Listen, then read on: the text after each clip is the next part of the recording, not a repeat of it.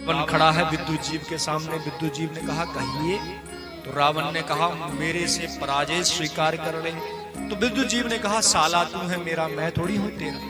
सिर झुका तू, मैं क्यों झुकाऊं, मैं तो जीजा।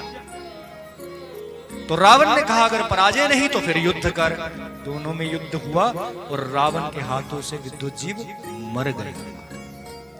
तभी शूर्पणखा ने मन में संकल्प किया, रावण तुमने मेरा सुहाग उजाड़ा है, तेरे पूरे कुल को मैं उजाड़ूंगी। इसलिए शूर्पणखा रावण के साथ। नहीं तो शूर्पणखा क्या है? शूर्पणखा भक्त है महाराज। शूर्पणखा ने तो राम जी के पास जाकर यही कहा था ना, स्वामी तुम मेरे प्राणपति, यही कहा था। हम तो रोज कहते हैं ठाकुर को, स्वामी तुम मेरे प्राणपति, यही तो कहा शूर्पणखा ने, मेरे पति बन जाओ। तो हम तो रोज ही कहते हैं हे भगवान तुम मेरे पति हो, तुम मेरे प्राणपति। तो कौन सा गलत कहा? लेकिन शूर्पणखा के मन में संकल्प था। जैसे ही नारायण को देखा तो समझ गई एक यही है जो रावण को मार सकता है। इसलिए शूर्पणखा राम जी की शरणागत हुई।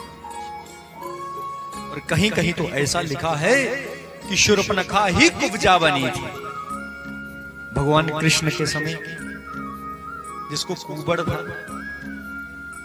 और शूर्पणखा के रूप में कुब्जा को भगवान ने तारा था, मारा नहीं था। अगर पापिन होती तो मारते, फिर तारा क्यों? इसलिए शूर्पणखा के मन में प्रतिशोध था कि हे नारायण इसने मेरे सुहाग को उजाड़ा है, मैं इसके बराबर शक्तिशाली नहीं, दुनिया में कोई भी इससे नहीं लड़ सकता। तुम ही मेरे सुहाग का बदला लो, इसको मारो। इसलिए शूर्पणखा गई। और शूर्पणखा भगवान की भक्तन है महाराज। लेकिन भगवान को भक्त के बीच में एक चीज पसंद नहीं। वो क्या है? अभिमान, अहंकार, घमंड। और शूर्पणखा में किस चीज का अभिमान है? अपनी सुंदरता का। तो भगवान ने लक्ष्मण से कहा पहले इसका अभिमान नष्ट करो, नाक कान कटवा दी। अब कहा शूर्पणखा अब तू, तेरे पास तो सुंदरता का अभिमान नहीं, अब तुझ पर कृपा करूंगा। इसलिए भगवान के भक्त यदि बनना है तो सबसे पहले अभिमान का त्याग महाराज करना चाहिए।